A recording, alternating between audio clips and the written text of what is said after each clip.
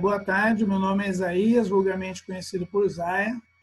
Eu venho aqui para falar com os nonos anos do Melo Aires e espero que vocês estejam aí ansiosos para poderem interagir e realmente botar a mão na massa e começar a trabalhar, estudar, rever as matérias e não só a língua portuguesa, como todas as outras. Bom, no começo do bimestre, eu introduzi, né, a gente fez uma introdução ao tema, né, ao assunto, variações linguísticas. E, independentemente de ter utilizado o livro didático, outros materiais para a nossa aprendizagem, nós também lançamos mão do caderno do aluno, que vocês têm o caderno do aluno físico aí na casa de vocês.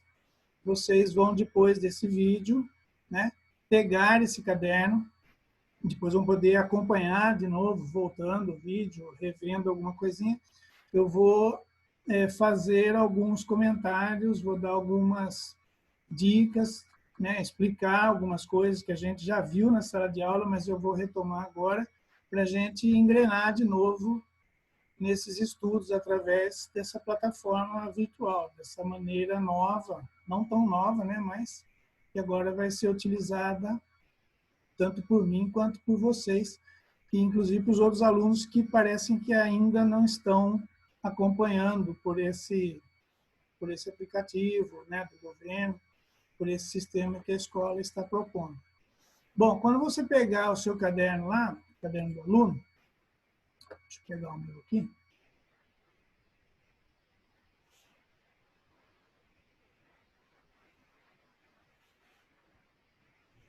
Tá aqui. No caderno de vocês, o caderno físico, tá? O caderninho do aluno, deixa eu mostrar, eu estou com ele aqui. Está aqui, né? Mas eu estou projetando para vocês aí no vídeo também. Ele tem algumas diferenças que eu notei. Então, aqui a parte inicial está igual. Olá, situações de aprendizagem e tal. Nós já vamos falar disso. No caderninho de vocês aí, essa parte central, tá? Que pega todo esse item aqui, ela está aqui embaixo. Então, tem EF de ensino fundamental. Essa habilidade é trabalhada no 6º, 7º, 8º e 9º ano. É língua portuguesa. E o número dela é 55. Então, ela não está aqui no meio. Ela está aqui embaixo, onde tem, aqui no vídeo está EF89LP33A. Então, elas foram apenas trocadas. Onde está 33A, no caderninho de vocês aí, físico, é o LP55, que é, na verdade, a habilidade que está sendo trabalhada nesta primeira atividade, que é variações linguísticas. Então, está escrito assim: reconhecer em textos de diferentes gêneros as variedades da língua falada, o conceito de norma padrão e o preconceito linguístico. Então, é essa habilidade que nós vamos retomar hoje. Essa habilidade já foi trabalhada com vocês em sala de aula. Nós vamos ver aí a prática de leitura, oralidade. A terceira atividade é produção de textos. Então, está aqui, ó, vocês têm aí no caderninho de vocês, atividade 1, variações linguísticas. Tá? O que são variações linguísticas? Nós temos a linguagem, tá? Todo ser vivo tem uma linguagem, não precisa ser um ser humano, né? Os animais, as plantas, os pássaros, todo ser que tem vida tem uma espécie de linguagem. O ser humano tem uma linguagem. Nós utilizamos uma coisa que o planeta todo tem, que é uma linguagem. Dentro dessa concepção, nós temos a língua. A língua já é uma particularidade. Então, a língua faz parte de uma comunidade. Então, nós temos a língua portuguesa, temos a língua inglesa, a língua alemã. Né? No nosso caso aqui do Brasil, O Brasil não tem língua brasileira. Ela é emprestada de Portugal, que foi quem colonizou esse espaço físico e deu o nome de Brasil. Nós estamos morando aqui, nós falamos a língua portuguesa. Então, a língua ela é característica de uma comunidade grandona, né? O Brasil é maior, inclusive, que o próprio Portugal. Dentro dessa língua, eu tenho a fala, que é uma outra particularidade dentro da língua, que é uma particularidade dentro da linguagem. Então, trazendo isso do macro para o micro, eu tenho a fala. E a fala é caracterizada por alguns fatores que envolvem cultura, envolve o lugar onde você mora. Então, por exemplo, aqui em Piracicaba, eu falo porta, né? Vocês estão ouvindo aí a minha voz e dá para perceber que tem esse sotaque do R, característico aqui da região de onde nós vivemos. Se você vai conversar com um carioca, ele tem esse R característico, que é diferente do R utilizado lá no Rio Grande do Sul ou na região nordeste do país. Isso contribui para a variação da nossa língua, né? Estou falando das questões regionais, mas tem questões históricas, tem outros fatores, fatores sociais.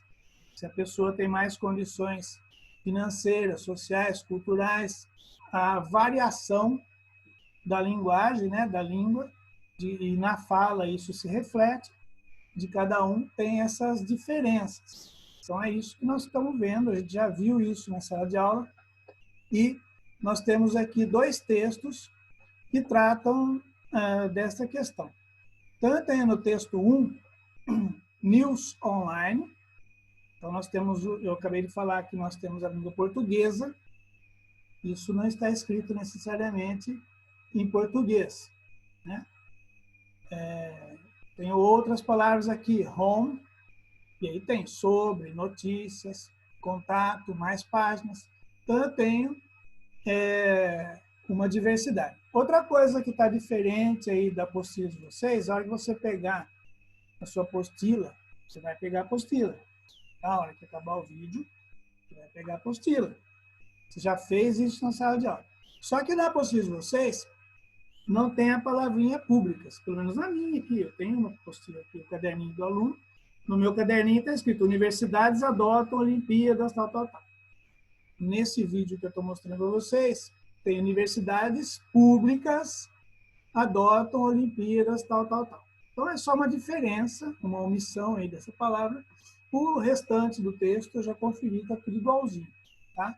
Então, eu não vou ler o texto agora, o vídeo vai ficar muito longo. Aliás, o texto é curtinho, vocês já leram, mas ele está falando aí, né? Eu não vou dizer exatamente o que está falando, porque tem uma das questões lá que é o tema desse texto, se eu falar do que ele está falando, né? Mas dá para perceber. Então, eu vou ler o título. Ó. Universidades públicas adotam Olimpíadas do Conhecimento como possibilidade para ingresso. Ingresso aonde? Universidades públicas. Então, o título já é um pouco autoexplicativo, né? E aí tem o que a gente chama de olho, né, na notícia. Sei lá. Atualização no ingresso para cursos de graduação mobiliza concluintes do ensino médio. Então, você percebe aí que há um direcionamento no texto, ele está se dirigindo especificamente a um grupo, né? E aí você lendo o restante, o corpo ali da notícia, você tem mais informações. Aí você tem no caderninho de vocês, ele está na página 10, outro texto, que é o texto 2. E o título é Dicas para dar um up nos estudos. Aí o título está igual, né? E, de novo, tem a palavrinha TEEN, T-E-N, né? E depois tem uma redução do para, e uma outra palavra, você. Então, vejam, no título anterior, lá, no texto anterior, eu tinha lá News Online, Home, sobre notícias e tal, no mesmo, digamos assim, no mesmo veículo, no mesmo suporte de comunicação. Agora, no texto 2, eu tenho de novo essa mesclagem, né? E nesse outro texto, eu tenho uma foto, né, de uma moça e algumas dicas. Eu tenho, na verdade, aí 4 dicas que vocês já viram também na sala de aula. Então, tem lá, eu vou só repassar, né?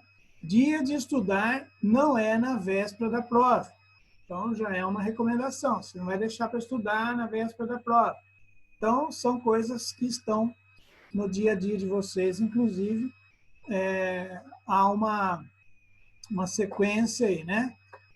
Tem outra dica lá, vejam que tem, de novo, uma certa mistura ali. Ó. Escreva post-its. São com aqueles conceitos e formulários que você sempre esquece. Faça resumos. Então, o texto está tratando aí das dicas que, inclusive, vocês já ouvem quase que todos os dias na sala de aula, né? Outra coisa aqui, ó, cor é vida. Então, a professora de história explicou, mas só você não entendeu.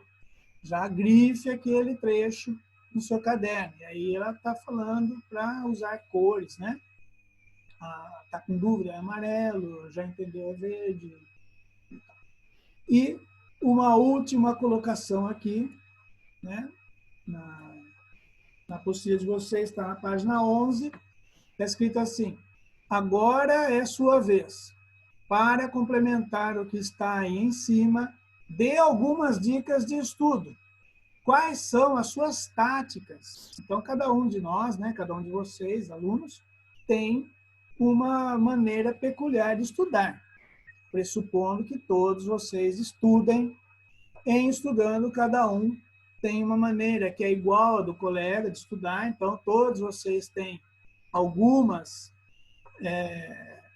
formas de estudar que são comuns, todo mundo estuda mais ou menos do mesmo jeito, mas se você conversar com seu colega e tal, e vocês já conversaram sobre isso, cada um tem um jeito diferente ali que para ele funciona. O colega vem e fala que estuda de um jeito, você fala, não, para mim não dá certo, eu tenho que fazer tal coisa. Lembrando sempre que eu estou acreditando que todos vocês estudam, porque seria redundante falar isso, né? Inclusive, tem uma recomendaçãozinha aqui, ó. Colar não vale. Agora aqui, né? Nós estamos nessa situação virtual, mesmo assim dá. A gente sabe que se a pessoa quiser compartilhar a dica do colega, ele vai poder fazer. Só que, no meu caso aqui, eu tenho já alguns exercícios que nós vamos ver, inclusive essa questão de compartilhar as respostas aí. Tá? Bom, o primeiro exercício vocês já fizeram, pelo menos deveriam ter feito.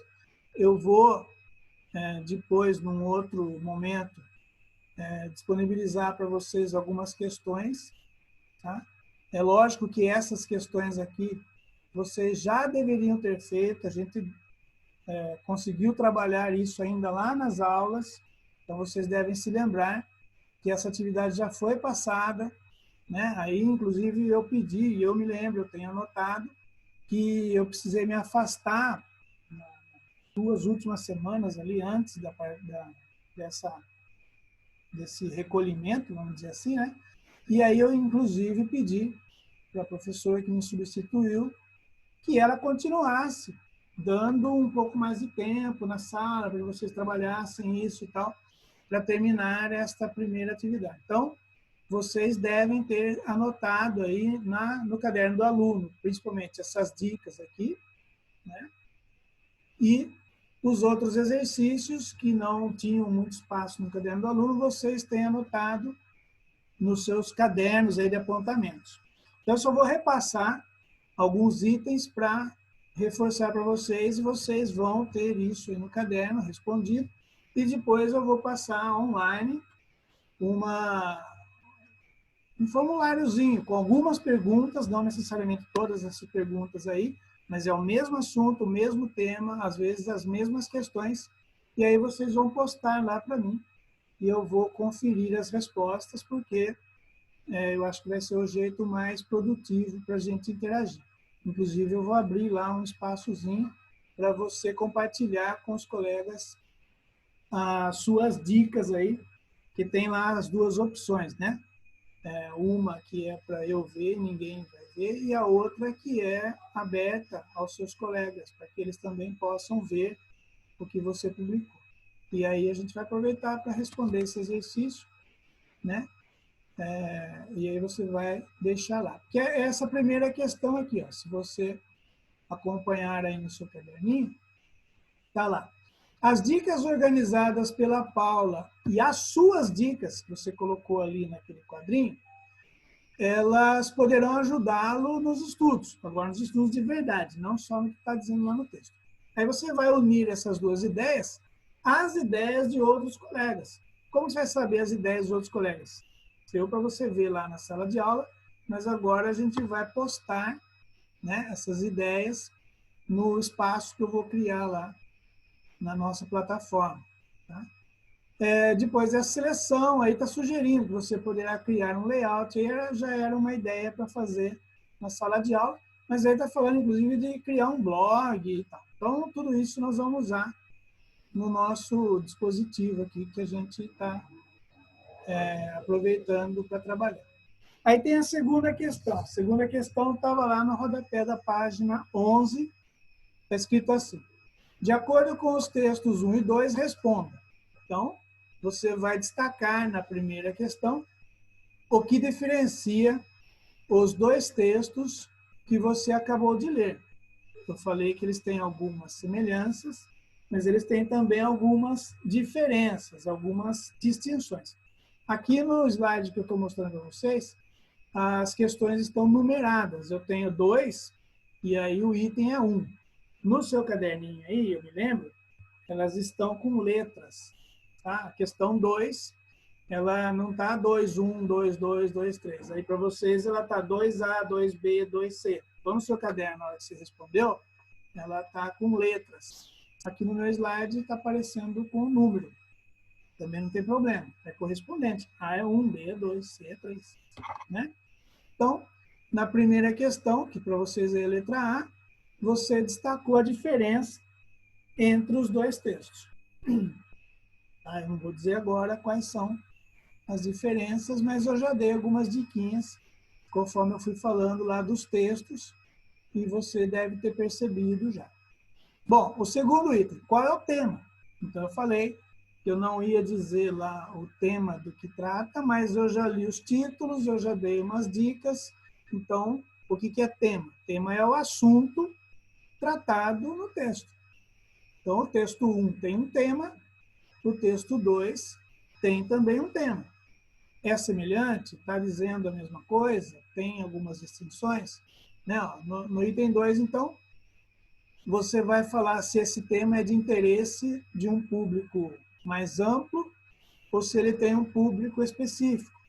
E você vai dizer, sendo um ou outro, como que você descobriu. Então, você vai descobrir pelos indícios que tem no texto. A gente chama esse indício e a captação desse indício de inferência. Quando você estiver fazendo isso, você vai estar inferindo o que está lá no texto. Tá? No texto 2, a mesma coisa. Você vai ler a expressão teen para você, e eu já comentei isso lá atrás, você vai ver qual é o público-alvo. Você tem que saber o que significa teen, né? O que é geração teen em inglês? O que é o teen no final lá do 14, 15, 16, né? Em que palavras esse teen aparece e a correspondência que ela tem em língua portuguesa dentro do assunto tratado lá no texto 2. E aí você já vai inferir qual é o público-alvo também desse texto. Bom, na outra questão, eu vou acelerar um pouquinho, porque já está sendo longo o vídeo. Hein? Considere, né, de acordo com os textos. Tá? Aí tem o vocabulário. Né? Essas palavras, como a gente já viu, eu trouxe lá da linguagem para a língua, e eu tenho algumas características. Quando eu quero falar com adolescente, eu uso um vocabulário. Quando eu quero falar com professores, numa reunião dos professores, eu posso usar o mesmo vocabulário, mas eu vou diferenciar, eu vou ter um outro vocabulário também, né? Se eu estou falando com pessoas de mais idade, de uma geração de muitos anos atrás, tal, uma pessoa bem mais velha, eu uso um outro vocabulário. Então, eu não vou usar o mesmo vocabulário para falar com um adolescente de 12 anos, né? Não totalmente, mas em algumas características, do vocabulário que eu vou utilizar para falar com um senhor de 70, 75 anos. Né? Vocês percebem isso na casa de vocês, quando você usa uma expressão, e a gente discutiu isso em sala de aula, você está lá conversando, a sua mãe ouve você falar determinada expressão, que você usa normalmente entre os seus colegas na sala de aula, e a mãe olha assim e fala, pô, o que você está falando aí? Né? Que jeito é esse aí de falar? Ela estranha, porque não está no vocabulário dela. Então, às vezes também você percebe isso, vamos supor que você está conversando online com um colega, né, escrevendo lá, e aí uma pessoa mais velha entra e ela tem uma maneira diferente de expressar-se ali naquele chat, naquela conversa. Então, há essa distinção que tem a ver com o vocabulário. E a imagem, né? Se há uma imagem, está meio óbvio aí, eu até destaquei, e por que que determinada imagem foi escolhida. Também tem a ver com a nossa inferência e a intencionalidade do texto. Bom, já falamos do tema, o tema está relacionado ao público-alvo, né? E os recursos. Então, você vai voltar lá para os dois textos, você vai ver as cores, os tamanhos das letras, o que está em negrito, o que tem uma escrita meio assim parecida com a mão, né? Tudo isso contribui para o sentido do texto e para a finalidade desse texto. Então, vocês vão analisar e vão responder qual deles tem maior variedade no uso desses recursos, tá? Nessa coisa das cores e etc. Bom, a outra questão, o uso de recursos, né, que a gente já viu anteriormente, ela está, obviamente, relacionada ao público. Tá? E você vai explicar por que, então, se eu quero me dirigir. Como é o exemplo que eu já dei, você está conversando com um colega de 12 anos, você está conversando com um professor, está conversando com alguém mais idoso, a sua forma de se expressar vai ser diferenciada, inclusive com a intenção que você tem para transmitir aquela mensagem. Aí, esses dois textos estão fazendo isso. Bom, aí está falando para você grifar no texto 1 um exemplo de linguagem formal. Então, você se lembra que eu falei no começo desse vídeo da habilidade que a gente vai tratar, ou que está tratando aqui, né? Tem a ver com a norma culta. A linguagem formal é a norma culta. É o que nós estamos aprendendo aqui na escola. Então, você falou, né? Eu vi ali no texto uma expressão, né? E a gente tem essas expressões equivalentes na linguagem informal. Por exemplo, eu falei de Piracicaba, eu tenho assim, aquela moça canta como uma profissional. Então, eu usei a palavrinha como, para dizer a comparação aí entre alguém que está cantando e alguém que é profissional. Mas eu posso substituir esse como, que está numa linguagem formal, por uma outra expressão. Eu posso dizer, aquela moça canta que nem uma profissional. Essa expressão que nem, ela é informal. Tá? Ela está na nossa linguagem e aí no dia a dia a gente usa o que nem para quase tudo. É uma forma de expressão. Então é isso que quer dizer aí nessa questão. Um exemplo de linguagem formal é aquela que se reporta às regras da língua.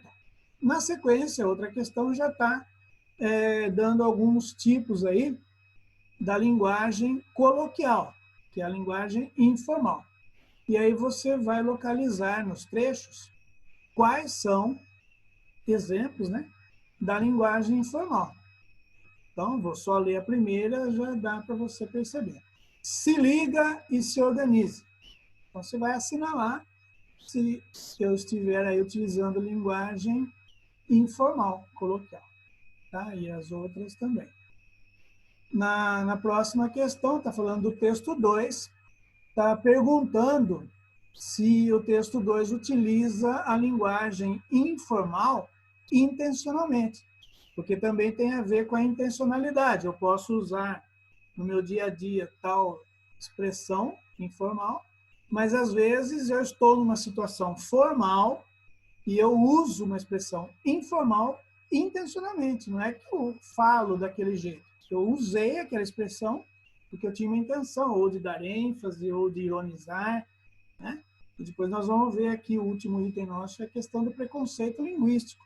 Se eu estiver criticando alguém, eu posso utilizar uma expressão considerada, né, desfavorecida aí na nossa sociedade, e isso é uma coisa intencional. E aí você vai explicar por quê.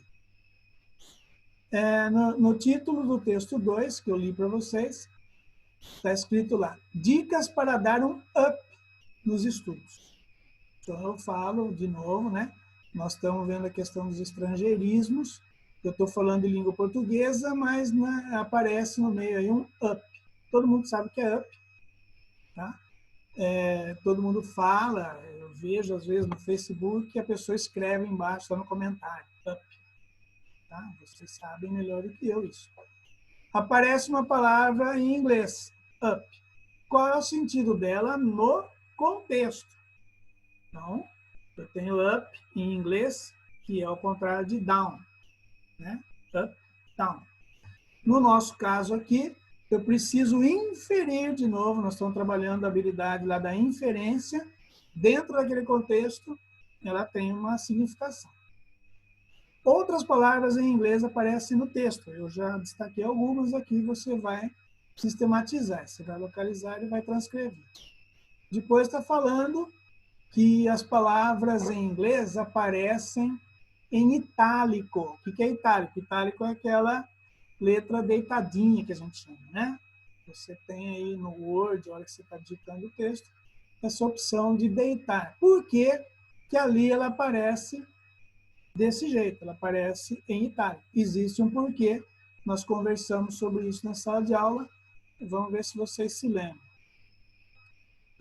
Depois está falando da relação do uso dessas palavras com o público-alvo. Outra vez, se eu tenho um público, eu tenho uma intenção, eu vou relacionar determinadas palavras que não são aleatórias. Eu estou intencionalmente utilizando aquela palavra com aquele objetivo. Outra atividade, essa tinha ficado já para casa, eu me lembro muito bem, que era uma pesquisa, se ia fazer um levantamento de estrangeirismos. Então, só reforçando, o que são estrangeirismos? A própria palavra estrangeirismo está dizendo, é de origem estrangeira. Tá? Então, eu tenho palavras que são originárias da região ali da África, são palavras africanas. Tem algumas de origem europeia. Então, tem palavras que vêm do alemão, do espanhol, do francês. Tem palavras que vêm aqui da própria América do Sul, que são palavras indígenas, né? E outras palavras de outras origens. Então, se ia fazer um levantamento, né? Eu falei, inclusive, na sala de aula, de uma palavra árabe, né? Que a maioria começa com AL. Então, almofada, né? Algumas palavrinhas. Eu falei do francês, abajur, né? Então, vocês vão se lembrar disso e vão colocar o máximo de palavrinhas aí. Nós vamos aproveitar para colocar essas palavrinhas lá no fórumzinho que tem e a gente vai compartilhar com os colegas. E a última questão, vai terminar, a linguagem utilizada pelo jovem é algo que precisa ser cuidada, pois ela incorpora gírias, que eu falei lá que a sua mãe estranha ao que você usa determinadas palavras, né? E expressões que nós usamos nos joguinhos eletrônicos, nas músicas, na conversa com os colegas, nos nossos grupos. E os professores precisam cuidar para que isso não seja recorrente nas produções textuais. Então, na hora de escrever um texto na escola, eu tenho que me lembrar de que agora eu estou escrevendo para a escola, né? Há indícios de preconceito no comentário? Então, vou ler de novo. A linguagem utilizada pelo jovem é algo que precisa ser cuidada, pois ela incorpora gírias, palavras e expressões retiradas de jogos eletrônicos, de estilos musicais, entre outros exemplos. Os professores precisam cuidar para que isso não seja recorrente nas produções textuais dos nossos alunos. É comum a gente ver isso na escola. Aí você vai pensar e vai, né, refletir sobre esse trecho e vai responder. Há indícios de preconceito no comentário? Vai dizer se há ou não. Em que situações devemos utilizar a linguagem formal, que é a linguagem que a gente usa na escola, né, numa conversa mais formal? E em que situações devemos utilizar a linguagem informal? Então, formal seria o como, canta como uma profissional, e informal, que nem, canta que nem uma profissional. Aí você vai também no espaço que eu vou disponibilizar para vocês, você já fez isso no caderno, você vai criar um parágrafo opinativo. Não é o que você acha necessariamente, é uma opinião sua, embasada nos indícios que você eventualmente tenha localizado ali no texto. Não se esqueça de dar exemplos. Então, você vai emitir a sua opinião e vai exemplificar. Se precisar, pesquise conceitos para cada uma das linguagens. Eu já falei aqui da linguagem formal, da linguagem informal, mas você pode embasar a sua opinião nas pesquisas. Dúvidas? Apenas indagações, né? Difícil? Esmagadora. Bom, boa sorte. Repassem aí o que vocês já deveriam ter feito no caderninho do aluno, no seu caderno de apontamentos. Aguardem, né? Vejam novamente esse vídeo e vocês vão poder interagir logo, logo, que eu vou postar aí um formulário lá do Google para vocês. Bom, um abraço, tchau, boa semana. Essa semana de 4 a 8 de maio. Tchau.